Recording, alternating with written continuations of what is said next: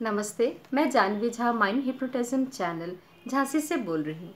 आज का टॉपिक है अपने अवचेतन मन की शक्ति। अवचेतन मन वह होता है जिसे चेतना नहीं होती। चेतना मतलब आप यह समझ सकते हैं कि किसी चीज़ के प्रति आपका जागरूक नहीं होना।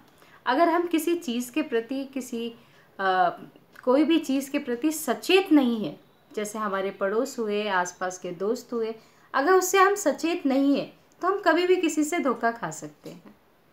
इसलिए हमें सबसे पहले अपने आप को सचेत करना है। कहते हैं अवचेतन मन क्या करता है, एक मरे हुए के समान है। मरा हुआ इंसान और सोया हुआ इंसान कुछ भी हरकत नहीं करता। सोया हुआ इंसान फिर भी हरकत करता है, लेकिन मरा हुआ इंसान नहीं करता। उसी तरह अवचेतन और चेतन मन में यही है। तो हमें सबसे पहले ये जानना है कि अवचेतन मन को कैसे चेतना में लाना है, खुद को जागरूक करना है। अवचेतन मन, जैसे मैं एक छोटी सी आपको कहानी सुनाती हूँ। दोनों में फ़र्क होता है, उसको आपको समझना है। पहले एक व्यक्ति था, रोज़ डायरी लिखता था। उस डायरी में उसने लिखा, ये साल मेरा बहुत ख़राब गया।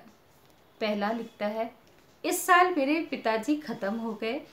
दूसरा वो लिखता है कि मेरे इस साल रिटायरमेंट हो गया। तीसरा, मेरे गाड़ी का एक्सीडेंट हुआ, मेरा गाड़ी पूरा टूट गया, मेरा बेटा हॉस्पिटल में हुआ। अब उसकी बीवी पढ़ती है, जो थोड़ी ज्ञानवान थी, थोड़ी ध्यान करती थी, तो उसने उसी डायरी को पढ़ा। उसके नीचे लिखा, पहला लिखा कि मेरे पिताजी ख़त्म हो गए, ये साल मेरा बहुत बुरा। तो उसने लिखा, मेरे पिताजी जो मेरे ससुर थे वो ख़त्म हुए, काफ़ी बुज़ुर्ग हो गए थे, अच्छा हुआ वो चले गए। दूसरा लिखा कि मैं रिटायर्ड हो गया। उसने लिखा, अच्छा हुआ मेरे हस्बैंड रिटायर्ड हो गए, जो मुझे इतने सालों से समय नहीं देते थे, लेकिन आज मुझे टाइम देते हैं। प्रभु का लाख लाख शुक्र है कि वो रिटायर्ड हो गया। तीसरा उसने लिखा कि मेरा बेटे का एक्सीडेंट हो गया, नई गाड़ी कचुम्बर बन गई और बेटा हॉस्पिटल में। तो उसने कहा, ईश्वर का लाख लाख शुक्र है कि मेरा बेटा बच गया, सिर्फ गाड़ी ही टूटी, गाड़ी का ही कचूमर हुआ, लेकिन मेरा बेटा बच गया। अब दोनों में फ़र्क हुआ, एक चेतन और एक अवचेतन। यही है हमारे मन को किस तरीके से आगे की ओर जाना। अवचेतन मन मैंने पहले भी कहा, मरे हुए के समान है। जैसे जो हमारे बहुत मुनि, जो हमारे साधु संत होते हैं, सत्संग जो करते हैं, जो बहुत सारे ध्यान करते हैं, उन सब के मैं आपको बात बताती हूँ। उनको हर चीज़, हर मुसीबत को झेलने आता है, किस तरीके से क्या करना है, कहाँ आगे बढ़ना है, ये सोचना है। तो वो बहुत ईजी, कोई भी मुसीबत आता है बहुत आसानी से पार कर लेते हैं। जैसे एक नदी है, बहुत आसानी से एक नाविक आराम से क्रॉस करवा लेता है। ऐसे ही मैं एक और कहानी आपको सुनाती हूँ। एक बार क्या होता है कि एक साधु होता है, फक्कड़ किस्म का होता है। तो वो साधु अपने ही धुन में जा रहा होता है, तो दुकान पे देखता है जलेबी और दूध। काश कोई मुझे दे दे जलेबी और दूध, तो मैं फिर से आज सुबह का पेट भर जाएगा और मैं हो जाएगा, मेरा तो सुबह का हो गया इंतज़ाम। तो वो ऊपर देख के सोच ही रहा होता है, तभी मालिक आता है, उसको एक चुक्कड़ में दूध देता है और जलेबी देता है। फिर मालिक का शुक्राना करता है, फिर वो आगे बढ़ जाता है। बारिश के कारण, वहाँ बारिश आई होती है, उसके कारण गड्ढों में पानी भरा होता है। तो वो बस भगवान के मगन में, अपने गीत में, बस मस्ती में चला जा रहा था। और वो जो पानी इकट्ठे उनको हवा में उड़ाते जा रहा था, पाँव से करते जा रहा था। आगे की तरफ एक कपल जा रहे थे, नई नई शादी हुई थी। जो औरत थी उसने नई साड़ी पहनी थी। कुछ कीचड़ जो साधु फेंक रहा था उसके साड़ी पे जा गिरा। उसका पति देखता है, उसको गुस्सा आता है, जाके साधु को मारता है और गिरा देता है। साधु ऊपर की तरफ देखता है, कहता है वाह रे प्रभु, तेरी लीला अपरंपार है। पहले भरपेट आपने नाश्ता करवाया, अब दूसरा दोपहर का भी खुराक हो गया। फिर वो मस्ती में चला जाता है।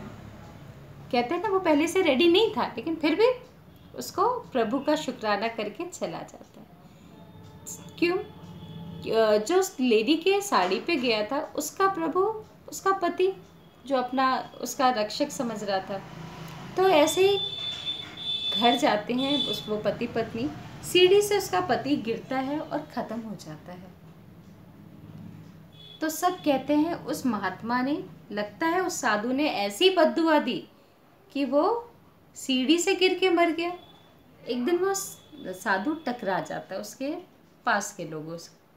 तो वो कहता है, साधु तेरे वजह से वो बच्चा मरा सीढ़ी से गिर के। तो कहते हैं मैंने ऐसा क्या किया? कहता है उसने तुझे मारा, तूने जाने क्या किया, बद्दुआ दिया, क्या दिया, वो सीढ़ी से गिर के मर गया। तो साधु कहता है ऐसा मैंने क्या किया?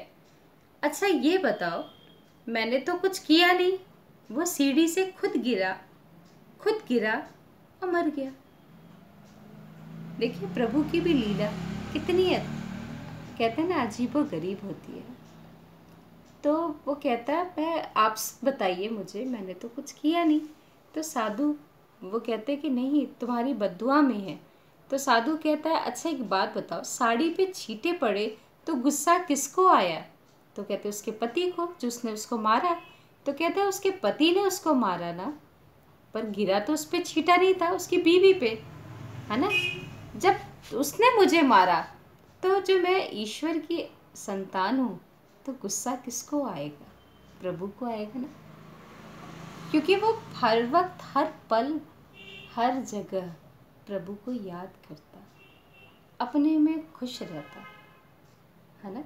तो कोई ना कोई दिखता है, चेतन और अवचेतन मन, ये हमेशा याद रखिएगा।